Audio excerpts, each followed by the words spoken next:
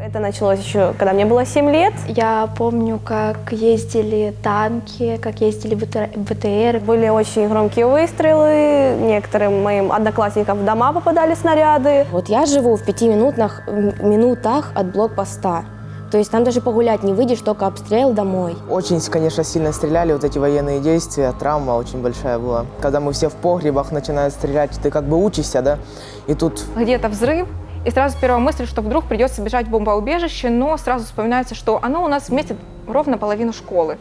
Эта мысль пугает, потому что половина поместится, а что будет с другой половиной? В какой-то степени это входит уже в норму, но это, наверное, ужасно, что для детей военные с оружием входят в норму. Ми зараз говоримо про дітей, які проживають вздовж лінії розмежування. Це діти, які вже фактично 7-й рік знають, що таке війна, і не знають, що таке мирне, звичайне дитинство, до якого привикли діти в Києві, у Львові чи в Одесі. Цей тренінг є втіленням нашого бажання зробити так, щоб роль дітей була помітною не лише на подібних заходах, де вони складають більшість, а й взагалі всюди. Щоб діти могли вільно говорити про свої проблеми, щоб рішення про дітей були з їхньою залученістю. Однією, напевно, з найважливіших таких основоположних речей Save the Children – це те, що ми вчимо насправді і дітей, і чиновників, те, що нічого про дітей без дітей. Це значить, що жодного рішення не може бути прийнято, яке стосується дітей, не вислухавши дітей. Тому що дуже часто діти насправді знають набагато краще за дорослих, які проблеми їх хвилюють.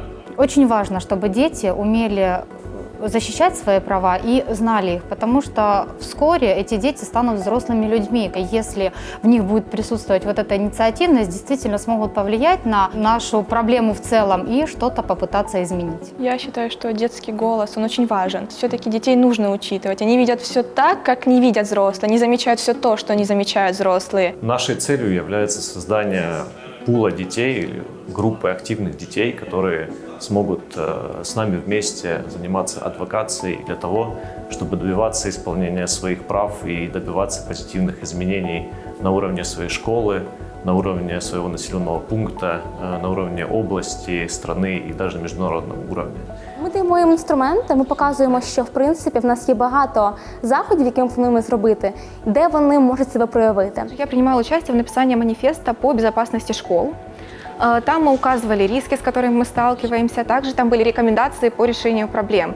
То есть с нашей точки зрения, что мы могли внести и улучшить. Очень классно, когда ты пишешь план, они уже готовый, а тут ты сам его берешь и пишешь. Это очень интересно. Также относительно недавно была конференция с мадам Гамбой, специальной представительницей ООН. Она высказала свое мнение относительно манифеста, предлагала рекомендации, как это решить. То есть, что не просто вот мы рассказали и на этом мы разошлись. Нет, что эту проблему не стоит оставлять незамеченной, что вы можете сделать определенный ряд действий, чтобы ее устранить. З нами діти дуже часто беруть участь в якихось національних заходах, типу зустріч там з міністром освіти, наприклад, да, чи з уповноваженою справ людини. Але ми також хочемо, щоб діти були змінотворцями і в себе в громадах, в себе в школах.